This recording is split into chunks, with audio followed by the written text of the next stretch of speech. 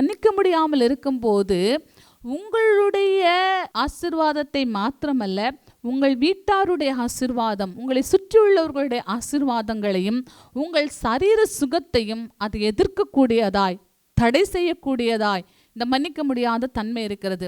எல்லாரையும் மன்னிக்க, கிறிஸ்து நமக்கு மன்னித்தது போல மன்னிக்க கர்த்தர் இரக்கம் செய்வாராக. மன மகிழ்ச்சியா இருக்க நாம் தேவனிடத்திலிருந்து பெற்றுக்கொள்ள வேண்டிய ஒரு நல்ல குணம் மன்னிக்கிற தன்மை. அடுத்ததாக தாழ்மை, இது ரொம்ப அவசியமா இருக்கிறது.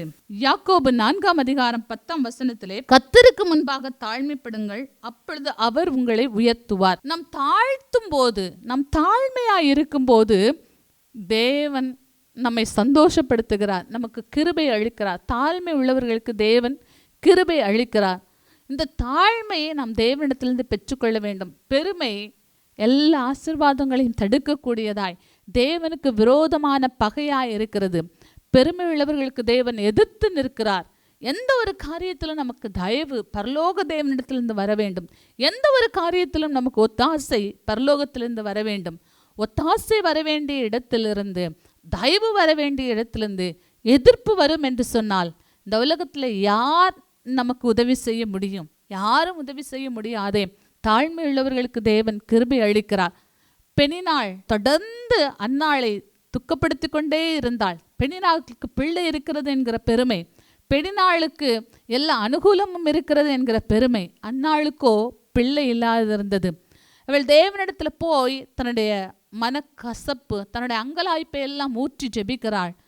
தேவன் அன்னாளுடைய சிறுமையை பார்த்து அவளுக்கு நல்ல ஒரு தீர்க்கதரிசியை கட்டளையிட்டார். அதற்கப்புறமும் பல பிள்ளைகளை தேவன் அன்னாளுக்கு கட்டளையிட்டார்.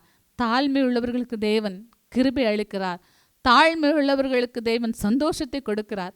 பெருமை உள்ளவர்களுக்கு தேவன் எதிர்த்து நிற்கிறார். தாழ்மையை நாம் அணிந்து கொள்வோமாக. மன தாழ்மை இயேசுடைய குணங்களில் முக்கியமான குணமாக இருக்கிறது. அவர் நீடிய சாந்தமும் மனத்தாழ்மையுமாய் இருக்கிறார். அந்த நீடிய சாந்தத்தை நாம் பெற்றுக்கொள்ளும்போது நாம் இந்த பூமியை சுதந்திரித்துக் கொள்ளலாம். சாந்த குணம் உள்ளவர்கள் பூமியை சுதந்திரித்துக் கொள்வார்கள் என்று சொல்லியிருக்கிறது. எதையாவது ஒன்று சுதந்திரிக்கணுமா? தாழ்மை நமக்கு வேணும். எதையாவது ஒன்று சுதந்திரிக்கணுமா? நீடிய பொறுமை நமக்கு அவசியமாக இருக்கிறது. சாந்தம் நமக்கு அவசியமாக இருக்கிறது. மனத்தாழ்மை நமக்கு அவசியமாக இருக்கிறது. இந்த மனத்தாழ்மையை தேவன் நமக்கு தருவாராக.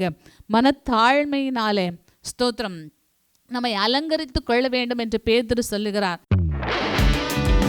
துதியின் கோட்டை ஆலயம் புதிய பேருந்து நிலையம் அருகில், திருநெல்வேலி 620007 தமிழ்நாடு, தென்னிந்தியா. இணையதள முகவரி www.fortopriceministries.org.